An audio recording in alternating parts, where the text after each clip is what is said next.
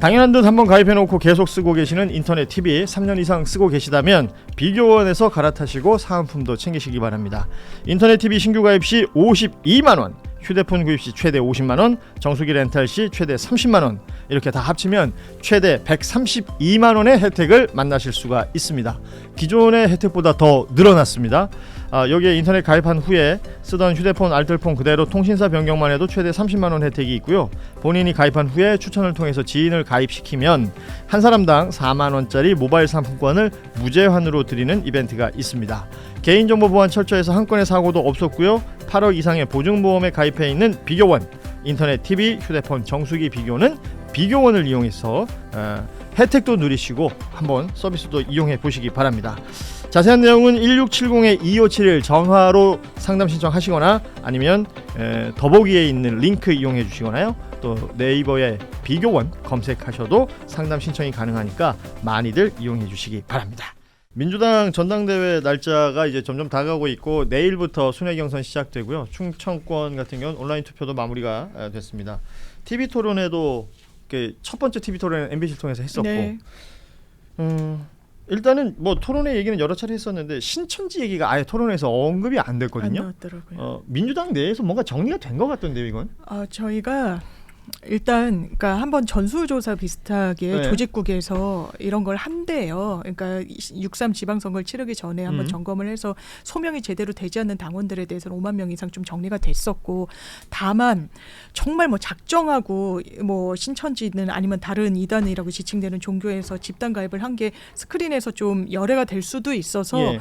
이 수사 상황을 좀 지켜보겠다라는 게 지금의 입장이기는 하고, 거기에 대해서 이제 박선원 의원 같은 분은 전당대회 후에 뭐 이거 좀 공론화하겠다고 이야기를 하고 계셔가지고 좀 지켜보고 있습니다. 왜냐하면 박선원 의원이 이제 녹취를 가지고 있다라는 얘기를 했었는데 어제 박선원 의원이 출연을 했었는데요, 저희 뉴스라이브에. 그러니까 어떤 경로로 들어왔던지 간에 그들도 민주당원이다, 현재로서는. 그래서 민주당원 투표를 하는 건 문제가 없다. 이렇게 얘기를 했어요. 그리고 말씀하신 것처럼 이제 전당대회 끝나면 뭔가 조치를 취하면 되지 않겠냐라고 했는데 초반에 문제 제기를 시작할 때는 이런 기조가 아니었던 것 같거든요. 네. 근데 이제 제가 안 그래도 중간에 확인을 했었어요. 이 상황을 도대체 어떤 식으로 끌고 가려고, 내지는 정말로 뭐 누구랑 누구 간의 관계성을 뭐 보여줄 만한 뭔가를 터뜨리려고.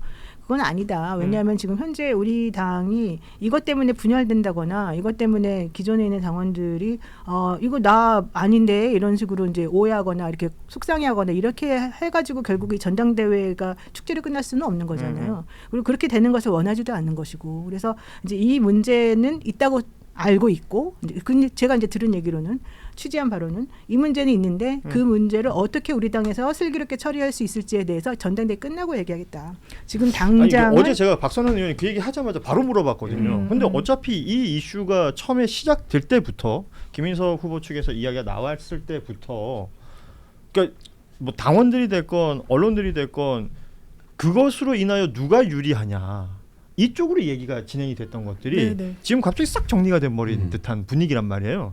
그랬더니 이제 박선원 의원은 똑같은 얘기를 했어요. 이거 끝나고 나서 정리할 거다라는 얘기를 하는 걸 어제 들었었는데, 전 그걸 지난주에 확인했었어요. 그러니까 그렇다면 그 언급을 처음 시작했을 때가 예를 들어서 평상시에 얘기가 되던 것들이 전당대회 때 부각된 게 아니라 전당대회 국면이 되면서 이 얘기가 시작된 거잖아요. 그리고 합수본에서 이제 수사했던 것은 넉 달 전에 이미 알고 있었다라는 기사도 이번에 나오기도 했었고, 근데 이렇게 그냥 쓱 지나가도 되는 건가 싶어서요. 그래서 SBS 예. 보도가 최근인데 그 합수본에서 이게 집단 가입 여부와 관련해서 이제 파악을 해봤을 때 유의미한 수치는 아니라는 취지로 좀 가닥이 가는 부분이 있어서, 그래요? 거기에 플러스 알파로 뭔가가 더 있다는 뭐 제보나 그게 얼마나 실체가 있는지는 사후 좀 검증이 있어야 될 것 같습니다. 그리고 이게 그 민주당 건하고 국민의힘 건이 좀 달라요. 예. 국민의힘 건은 이제 그 위에 지도부 쪽에서 같이 짬짬이 해가지고 네. 같이 뭔가 이제 한 의미가 있지만, 그래서 이 정당법 위반으로 그거는 사실은 이제 의율이 되는 것이고, 민주당 건은 그게 아니라 이제 선거법 위반으로 이제 의율이 되는 거는, 실제 그거는 민주당 내에서 누군가하고 연결보다는 이 신천지라고 하는 조직 자체가 여기도 나는 좀 줄을 대고 싶고 저기도 줄을 대고 싶어서 자기네들이 자체적으로 했을 가능성이 크다는 거거든요. 내가 처음부터 그 얘기를 여러 번 했는데 네. 결과론적으로는 그런 쪽으로 이게 흐름이 흘러가는 걸 확인을 한 것 같아요. 그렇다고 한다면 굳이 뭐 특정 후보하고 연결성을 신경 써서 이렇게 분란을 일으킬 필요는 없는 거잖아요. 그래서 아마 좀 정리가 되는 것 같아요. 좋습니다. 예. 그리고 지금 그냥 민주당 전당대회 전반적인 그 느낌은 당대표 후보가 3명이고 최고위원 후보가 8명인데 그냥 팀으로 움직이는 것 같거든요. 팀이죠. 뭐 알정찍부터 네. 시작해서 뭐 김초코 얘기도 있고 송골매 얘기도 있고 그이 지침 같은 것도 막 있더라고요. 지금 카드 뉴스 형태로도 막 홍보가 되고 있고 뭐 태어난 달에 따라서 투표를 한다부터 시작해서 아니면 이제 전당원 100%가 다 해야 된다 뭐 이렇게 5대0 얘기도 나오고 그냥 끝까지 이 분위기로 그냥 가는 건가요? 가겠죠, 뭐. 갈 거다. 네, 그러니까 왜냐면 근데 사실 퇴행적이죠. 1인 1투표제 당원민주주의 외쳤던 정당에서 이런 식으로 이제 뭐 짝짓기 투표를 해서 우리가 싹 다 이기자 뭐 이렇게 얘기하는 것 자체가 이제 예전에 여기 뉴스다이브에 서복경 교수도 나왔었지만 1인 투표제라고 하는 제도가 전제하고 있었던 과정들이 무시된 채 결과론으로 결과값으로서의 1인 1투표제만 들어온 거잖아요. 그러면 저도 얘기했었지만 이거 인기 투표처럼 된다고요. 예. 근데 1인 1투표제라고 하는 당원민주주의를 하기 위해서는 지구당 활동도 하고 당의 주요 이슈에 대한 교육도 받고 그거에 대한 토론도 하고 이런 식의 이제 중앙당이 활동을 해줘야 되는데 지난 이제 말하자면 그걸 도입한 이후에도 그런 활동 없이 1인 1투표 되니까 다 표의 등가성만 생겨갖고 이제 말하자면 이렇게 짝짓기 투표하자 이렇게 얘기를 하고 김유석 후보가 TV 토론에서 이제 그 문제를 제기하니까 정청래 후보 뭐 받아치는 방식이 당에 없어서 모르셨나 보네. 우리 원래 이렇게 투표했다 뭐 이렇게 받아버리잖아요. 그러면 이게 민주당은 이게 뭐 관행이라는 거야, 전통이라는 거야, 뭐야 이런 생각이 들잖아요. 그러니까 이게 어쩔 수 없이 그리고 후보가 그렇게 얘기하는 것도 다른 문제예요. 지지자들이 적극적으로 그런 행위를 해서 내가 민우 후보 당선시키자 이렇게 하는 것과 후보가 공중파, 지상파 TV에 나와서 그렇게 얘기하는 건 좀 다른 문제일 텐데 어쨌든 근데 이제 그거를 벗어날 수 없게 됐죠. 왜냐하면 다들 저쪽도 저렇게 하는데 우리는라고 고상한 척 해봐야 우리만 진다 이렇게 될 테니까 이번에는 이제 어쩔 수 없을 것 같은데 그 후에라도 1인 투표제를 시행하기 위해서 필요했던 조건값들을 달성하기 위한 노력이 좀 필요해 보인다 이런 생각이 듭니다. 예. 결과적으로는 지금 뭐 선거라는 건 그 결과 나오고 나면은 다 또 다시 생각을 해야 될 부분들이 있으니까 거기에 지금 천착하고 있는 것 같다라는 생각이 들고 각각의 후보들이 이제 강조하는 부분들이 조금씩 나오는 내용. 김민석 후보 같은 경우는 조희대 대법원장 탄핵론을 띄웠습니다. 검찰개혁 다음은 사법개혁이다라는 취지의 발언인 것 같은데 이것도 결국은 이제 전략이 있는 것이겠죠? 그렇죠. 일단 당원한테 소구를 해야 되는 선거이다 보니까 이 부분과 관련해서 어떻게 보면 수면 아래 들어갔던 그 대법원에 대한 파기환송심의 아주 그 졸속 판결에 대한 문제의식을 다시금 환기하면서 이른바 개혁 당대표를 표방하는 정청래의 이 경쟁자로서 선명성을 좀 부각하고자 하는 그런 의도가 있는 것 같고 거기에 대해서 또 당원들의 평가가 있을 것 같습니다. 예. 전당대회가 이제 내일부터 순회 경선이 시작되면 그야말로 뭔가 흥행몰이 이런 것들도 좀 이어질 수 있을지 이것도 봐야 될 것 같고 어제 저희가 잠시 문제 제기를 했었는데 온라인 투표를 먼저 하고 TV 토론하고 순회 경선 도는 과도기적인 뭔지 모르겠는데 특이하죠. 요 특이한 시스템에 대한 이상하다 라는 얘기는 어제 저희가 잠시 그러니까 했습니다. 원래 처음에 한번 토론을 하려다가 그게 무산돼가지고 그런 거 아니에요? JTBC 쪽에서 원래 하려고 아니 그 했었는데? JTBC 토론을 한대요. 다시 한다는 거 아니에요? 그러니까 그때 원래 네, 했었어야 하고, 되는데 네. 안 해가지고 지금 이게 중간에 하는 토론. 근데 기본적으로 생각했을 때 어느 지역에서 우리가 이제 투표를 하려면 그 지역에서 후보들이 모여서 연설하는 장면은 한번 보고 투표하는 게 좀 뭔가 일반적일 것 같잖아요. 근데 어찌됐건 내일 충청권에 모여서 연설을 한다는 거 아닙니까? 맞아요. 근데 이미 충청권 투표는 끝이 났단 근데 말이에요. 왜 그런 식으로 진짜? 그럼 충청에서 연설을 듣고 울산 사람들이 투표를 해야 되는 판이 벌어진 거예요. 부울경이 해야 되는 그러니까 거죠. 이게 민주당 분들 만나면 경선하면 2002년 대선 경선이잖아요. 그렇죠. 노무현의 대승리. 노무현 바람. 그러니까 그래서 그 아래서부터 쭉 올라오면서 빌드업을 하고 막 이렇게 해서 붐업을 시켜서 하는 경선을 다 머릿속으로는 상상을 해요. 근데 지금 25년이 흘러서 다 투표를 온라인으로 모바일로 하는데 그래도 경선은 그렇게 해야지 이렇게 되니까 그러니까 애초에도 왜 경선을 대전부터 하냐 이게 논란이 되는 것도 그런 거잖아요. 지금 사실 그게 의미가 없는데 이제 그런 상황이 되니까 이제 그래서 저는 과도기적인 것 같아요. 그러니까 앞으로는 사실 이제 원샷으로 다 할 수 있는 거잖아요. 그렇죠. 전국 지역이 다 똑같이 이 투표를 할 수 있는 건데. 근데 이제 온라인 그렇게 투표도 되면 나누어서 할 이유가 사실은 네. 크게 없어진다. 그러니까 말씀 듣고 보니까 그런데 TV 토론도 말씀 TV 듣고 토론을 그러니까 TV 토론을 보고 이게 내가 나 정청래 뽑아야 되는데 김민석 뽑아야겠다. 아니면 김민석 뽑아야 되는데 송영길 뽑아야겠다. 이건 대단히 좀 제한적이고 이미 좀 마음이 굳어지고 예. 더 투표할지와 관련한 동인이다 보니까 순회 경선은 당내 너무 큰 행사니까 이제 잡아놓고 다만 순회 경선의 의미가 그날 빠방 이렇게 발표하는 데 있는 거잖아요. 그리고 모든 투표는 또 온라인상으로 하고 그래서 이게 어떻게 보면 이제 악의가 안 맞는다는 인상을 가지실 수도 있는데 이제 투표 양태가 또 짚어주신 대로 저는 내일 달라졌으니까. 그게 기대되는 거예요. 이제 충청권에서 연설을 하는데 후보들이 충청 이슈를 얘기할 것이냐 아니면 불경에 호소하는 이슈를 얘기할 것이냐. 난 거의 궁금해. 비율을 전략적으로 하면 불경에 한 어. 7 정도? 예. 아무튼 뭐 그런 상황들까지도 좀 함께 보시면 또 재미도 있지 않을까. 근데 어떻게 보세요, 솔직히? 저희는 상황. 제가 자, 노장환의 일단 예측 시간입니다. 그러니까 제가 예측을 한 건 대단히 제한되고 중립 의무가 또 있어 당원 당규에 저희가 또 중립 의무 어기면 막 징계 지금 막 그런 부분이 장애미를 있어서 지킵시다. 예. 그런데 그러니까 기자들이 그러니까 흐름이 있었어요. 그러니까 지방선거 전에는 정청래 대표 좀 우세한 거 아니에요? 근데 이거 어떻게 되지? 혼전 양상이다. 그러다가 김민석 총리 좀 더 우세한 거 아니야? 라고 하다가 지금은 혼전 양상이다라는 평가가 좀 많은 것 같아요. 여론조사 제 주변에는. 보면은 어찌됐건 여론조사도 이 그렇고. 두 후보는 오차 범위 내에서 접전. 그러나 민주당 지지층에서는 김민석 후보가 좀 앞서는 것 같고 전 국민 상대로 여론조사를 돌렸을 때는 정청래 후보가 조금 앞서는 그런 결과들이 계속 나오고는 있어요. 근데 뭐? 그렇게만 보면 안 돼요. 왜냐하면 선호 투표가 있기 때문에. 그렇지. 그러니까 예. 3순위에 2순위 두 번째로 찍은 사람이 누구냐가 제일 중요하고 그 사람을 그 중심으로 표가 얼마나 나눠질 것인가를 계산을 해줘야 되는 거잖아요. 그러니까 이건 핵심은 50% 넘는 과반이 나올 거냐 안 나올 거냐 첫 번째. 그렇죠. 안 나온다고 했을 경우는 그러면 선호투표 넣었을 때 어떤 식으로 계산될 것인가. 이거 계산해봐야 3등 후보의 되는 거죠. 2순위 이순위 투표자. 이순위. 그러니까 이런 것도 제가 많이 여쭤봤는데 김민석 후보를 지지한다는 사람들은 2순위를 송영길 후보를 하겠다는 사람들이 많아요. 송영길 후보 측도 2순위로 김민석 후보를 하겠다는 사람이 많은데 정청래 후보를 찍겠다는 사람한테 2순위 누구 할 거냐고 물어보면 송영길. 섞이더라고요. 그랬는데 지금 정리가 대충 된 것 같아요.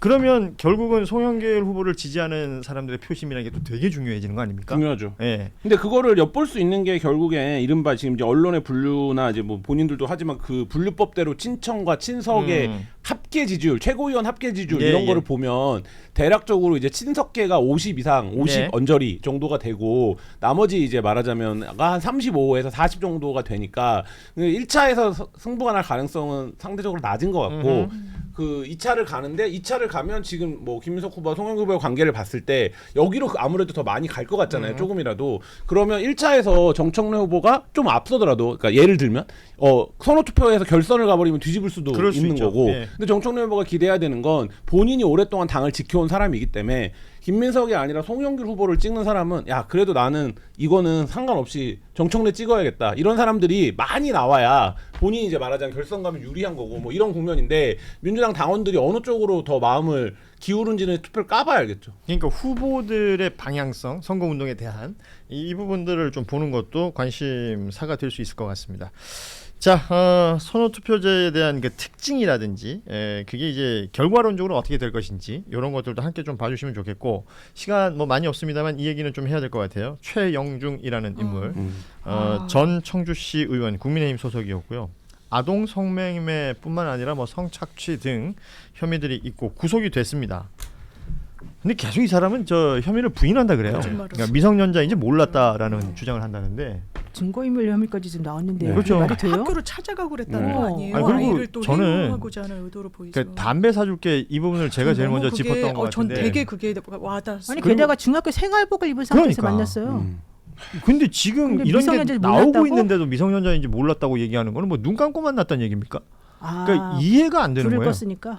아니 그 지금 이 사람이 어떤 주장을 하고 보여주는 태도는 말도 안 되죠. 그러니까 법리적으로 뭘 어떻게 하겠다 뭐 법률적인 어떤 조언을 듣고 얘기하는 것일지는 모르겠으나 너무 그냥 나쁜 놈입니다. 진짜 그럼요. 나쁜 놈이에요. 네. 정말 극악한 있을 수 범죄자죠. 없는 네, 맞아요. 인간이고 어떻게 이렇게 뻔뻔하게 거짓말을 잘하는지 용서할 수 없어요. 그리고 진짜. 공당에 공천을 받아서 당선이 되고 그 다음에 그 사람을 공천했던 사람은 또 이 사람을 두둔하고 뭐 이런 과정들이 그 이어진 검사장 거잖아요. 출신. 검사장 출신. 영장이 그래서 어. 반려됐다는 의혹이 있는 거잖아요. 민정수석을 할 뻔했던 김진모 네. 이름을 얘기해야죠. 네. 네. 우리 김진모 씨 아는데. 네, 그렇기 때문에 이제 그 과정 자체에 대해서 뭐 부산시당, 개혁신당, 부산시당 정의한 과정도 마찬가지면 이게 공당, 그러니까 이 사람의 범죄에 대해서 뭐 더 이상 두말할 왈가할 필요는 필요가 없고. 없는 거고 이거는 중형에 처해야 되는 범죄인 거고. 근데 어쨌든 이게 사건이 된 과정에서 이 공당의 책임을 하나 물어야 되고 또 하나는 이거는 뭐 제가 경찰 얘기하면 야 그거 이건 검찰이 잘못한 건데 너 왜 이 사건에서 경찰 얘기하냐 또 검찰 얘기하면 이 사건은 경찰이 잘못한 건데 왜 검찰이 맞아요. 지금 이런 분위기인데 저는 그 얘기를 하는 게 아니라 맞아요. 지역에서의 그 카르텔 구조를 맞습니다. 못 깨면 예. 수사 개혁, 그러니까 형사제도를 어떻게 개혁하든지 간에 그 조직과 인사 문제를 깨지 못하면 이런 사건이 또 발생할 수 있다는 거예요. 예. 이 사건이 결국에 이렇게 된 거 뭡니까? 경찰도 증거를 잘 안 보려고 하고 근데 안 보려고 했던 이유가 있었겠죠. 지역에서 유력자니까. 예. 그리고 검찰로 넘어갔는데 김진보라는 존재가 등장하면서 야 이게 이제 뭐 어떤 전관이 영향력을 행사해 준 거 아니야? 뭐 이런 과정인 거잖아요. 근데 이게 요 지역에서는 통했다라는 거잖아요. 어느 시점까지는. 그럼 요 부분을 또 어떻게 우리가 바꿔갈 거냐? 이 두 가지가 남는 것 같아요. 최영중이라는 자가 구속이 됐고 이 사람이 처벌을 받는 것은 뭐 이건 온 국민이 지켜보는 것이니까 뭐 다른 얘기가 없을 것 같은데 지금 말씀하신 것처럼 이 사람이 청주시 의원에 당선까지 됐던 사람이에요. 네. 그러면 그 당선이 되기 전 선거운동 기간에 이미 경찰 수사를 받고 있었던 그렇죠. 사람입니다. 맞아요. 근데 이 일련의 상황들이 어떻게 가능했느냐? 공천 때부터 공천 이후에 그러면 선거운동 기간에 경찰 수사를 받는 이 일정 속에 국민의힘이라는 정당 혹은 당협위원장이었던 김진모라는 사람이 어떤 영향력을 행사한 건 아닌가? 이거 들여다봐야 될 것이고 네. 개혁신당 부산시장 후보였던 정의한 이 인물도 구속 기소가 지금 됐다는 속보가 나오고 네. 선거법 위반 교사 혐의도 있다라는 내용들까지 나오는데 여기도 마찬가지죠. 개혁신당이라는 정당이 그 자작극 관련된 이슈라든지 그리고 그 이후에 진행됐던 일련의 과정들에 대해서 몰랐느냐. 몰랐어도 문제예요. 그러니까 모르면 몰랐느냐, 무능이고 안 몰랐으면 했으면 그냥 범죄지. 넘어가도 되느냐. 그렇죠. 여기에 이제 문제 제기를 하는 거죠. 그리고 저 정의한 씨 같은 경우는 공천된 과정 자체에 굉장히 특이성이 있는 거잖아요. 저기 부산시당 개혁신당 부산시당이 거의 쪼개지듯이 해서 낙하산 공천이 된 그렇습니다. 거예요. 예. 원래 준비하던 사람이 있었는데 그러면 그 과정은 뭡니까? 중앙당에서 낙점했으니까 된 거잖아요. 예. 그러면 그 과정들에 대한 책임이나 여러 가지가 있어야 되는데 첫 반응 뭐였습니까? 아 우리도 연락이 안 돼갖고 우리 정말 몰랐다 뭐 이런 거거든요. 그러니까 어떻게 그런 얘기를 할 수 있습니까? 공당이 광역 단위의 지자체장 후보가 저런 짓을 저질렀는데. 근데 되게 웃긴 거는 뭐냐면 그때 당시 한참 정의한 사건 가지고서 개혁신당하고 국민의힘이 서로 언제 알았냐 이걸 알고도 우기느냐 뭐 이런 맞아. 얘기 서로 막 맞아. 난리를 예. 치다가 갑자기 최영중 사건이 터졌어요. 그러고 나니까 개혁신당하고 국민의힘이 서로 약속이나 한 듯이 우리 서로 그만하자. 그러고서 입을 싹 다물어 버리는 거야. 그렇죠. 개혁신당에서도 최영중 사건 터졌을 때 굉장히 강하게 비판했었는데 처음에 딱 지금은 큰 목소리가 없죠. 서로 네. 그러면서 딱 그다음부터 말을 줄여버렸다니까요. 그러네요. 예. 자 오늘 저희 뉴스다이브가 준비한 얘기는 여기까지인데 방송이 끝날 때까지도 지금 형사소송법 개정안 통과됐다는 얘기가 아직 속보로 안 나오고 있네요. 예. 지금 표결 절차 진행 중이라. 아마도 필리버스터는 끝났을 테고 표결이 진행되고 그 결과가 나오면 이제 앞서 얘기했던 역사의 한 페이지가 또 마련되는 7월 31일이 될 것으로 보이는데 이 내용은 저희 방송 중에 나오지 않아서 아마 이후에 여러분 뉴스 보시면 알 것 같고요. 자 오늘 이렇게 마무리하고 7월의 마지막 날이라서 저희는 이제 주말 보내고 이제 8월에 다시 또 인사를 드려야 될 것 같습니다. 예. 날씨가 많이 덥습니다, 여러분. 시원한 주말 되시고 또 월요일 오후 3시 30분에 다시 뵙겠습니다. 우리 노장완과 함께 인사드리죠. 여러분 고맙습니다. 네 감사합니다. 감사합니다. 당연한 듯 한번 가입해놓고 계속 쓰고 계시는 인터넷 TV 3년 이상 쓰고 계시다면 비교원에서 갈아타시고 사은품도 챙기시기 바랍니다. 인터넷 TV 신규 가입 시 52만 원, 휴대폰 구입 시 최대 50만 원, 정수기 렌탈 시 최대 30만 원 이렇게 다 합치면 최대 132만 원의 혜택을 만나실 수가 있습니다. 기존의 혜택보다 더 늘어났습니다. 여기에 인터넷 가입한 후에 쓰던 휴대폰 알뜰폰 그대로 통신사 변경만 해도 최대 30만 원 혜택이 있고요. 본인이 가입한 후에 추천을 통해서 지인을 가입시키면 한 사람당 4만 원짜리 모바일 상품권을 무제한으로 드리는 이벤트가 있습니다. 개인정보 보안 철저해서 한 건의 사고도 없었고요. 8억 이상의 보증보험에 가입해 있는 비교원, 인터넷 TV, 휴대폰 정수기 비교는 비교원을 이용해서 혜택도 누리시고 한번 서비스도 이용해 보시기 바랍니다. 자세한 내용은 1670-2571 전화로 상담 신청하시거나 아니면 더보기에 있는 링크 이용해 주시거나요. 또 네이버에 비교원 검색하셔도 상담 신청이 가능하니까 많이들 이용해 주시기 바랍니다.